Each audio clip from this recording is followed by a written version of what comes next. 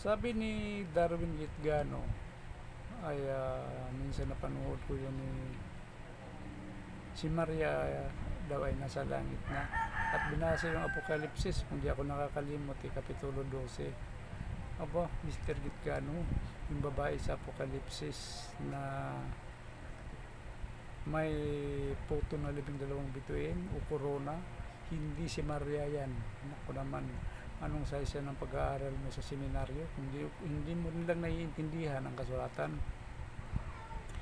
Hindi si Maria ang babae dyan, hindi si Maria ang nanganganak dyan, at hindi si Kristo ang ipinanganak na batang lalaki dyan, Mr. Gitgano.